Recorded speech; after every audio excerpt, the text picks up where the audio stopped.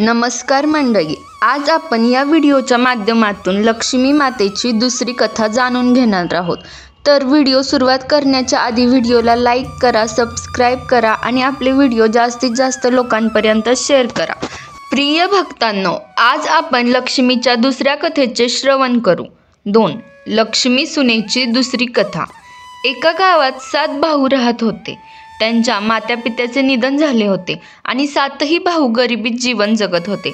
ते रोज जमीनदाराच्या शेतात काम करत असत आणि संध्याकाळी मजुरी करत 1-1 किलो चणे घेऊन येत असत। घरी येऊन ते चणे भाजत आणि खाऊन झोपी जात असत।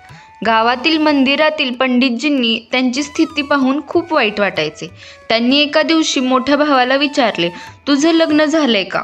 सुनेला घरी का आणत नाहीस? भाऊ म्हणाला, पंडितजी, स्वतःच्या खाण्याची व्यवस्था नाही, तिला कसं सांभाळू? पंडितजी म्हणाले, बेटा, स्त्रीच्या हातात पुरुषाचं भाग्य असतं, तिचं पाऊल पडलं की कदाचित तुझे दिवस फिरतील। पंडितजींच्या बोलण्यावर 7ही भावांनी विचार केला आणि दुसऱ्या दिवशी मोठा भाऊ आपल्या पत्नीसह घरी परतला। पत्नीला घरात ठेवून तो जमीनदाराच्या कामाला गेला। नववधूने घराची अवस्था पाहिली। खाट तुटलेली होती, घरातील वस्तू अस्ताव्यस्त होत्या, चूल तुटलेली होती आणि सगळं घर खूपच अस्वच्छ होतं। नववधूला घरात पाहून शेजारीन बाईला तिची दया आली। शेजारीन तिला आपल्या घरी घेऊन गेली, प्रेमाने तिला जेवायला घातले आणि तिला त्या 7 भावांच्या जीवनाबद्दल सांगितले। ती शेजारीन लक्ष्मीची परमभक्त होती। शेजारीन लक्ष्मी मातेचं नाव घेत झाडू उचलते, सगळं घर स्वच्छ करते, खाट जी तुटलेली होती ती दुरुस्त करते, तुटलेला चुलाही दुरुस्त करते आणि पूर्ण घर स्वच्छ करते। झाडूला आदरपूर्वक एक स्वच्छ ठिकाणी ठेवते। संध्याकाळी सर्व भाऊ चणे घेऊन घरी आले तर सून सर्व चणे घेऊन शेजारणीच्या घरी गेली आणि तिने अर्धे चणे विकले आणि त्यातून तेल, मसाले, गूळ घेतले।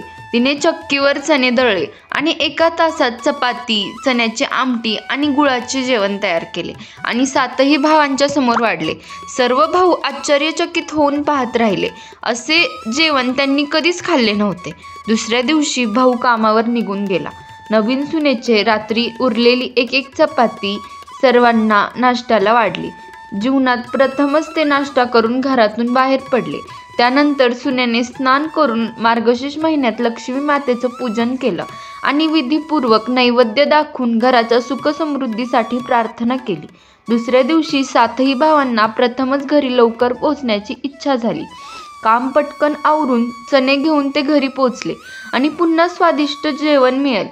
आज सुनेने धान्य ठेवण्यासाठी अनेक भांडे तयार केले होते आणि तिने सर्व भावांना सांगितले की रोज कामाची मजुरीचे वेगळे धान्य घेऊन यावे। पाहता पाहता लक्ष्मी मातेच्या कृपेने घरात सर्व प्रकारचे धान्य साठले। आता जास्तीचे धान्य विकून भांडी आणि 1-1 करून सगळ्यांसाठी नवीन कपडे आणले गेले।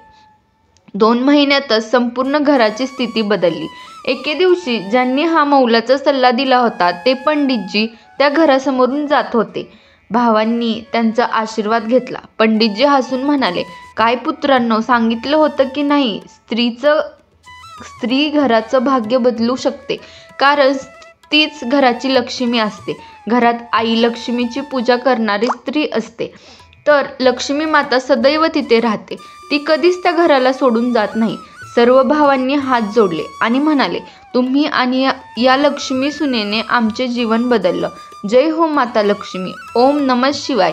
हे माता लक्ष्मी, जशी तू गुणवान लक्ष्मी रूप सुनेला त्या 7 भावांच्या घरी पाठवलेस, तशीच तू सर्वांच्या घरात लक्ष्मी रूपाने सून पाठव, हीच तुझ्या चरणी प्रार्थना। अशा रीतीने आपली 2 नंबरची लक्ष्मी मातेची कथा इथे संपले। नंतरच्या व्हिडिओमध्ये आपण माता लक्ष्मीची तिसरी कथा जाणून घेणार आहोत। थँक्यू।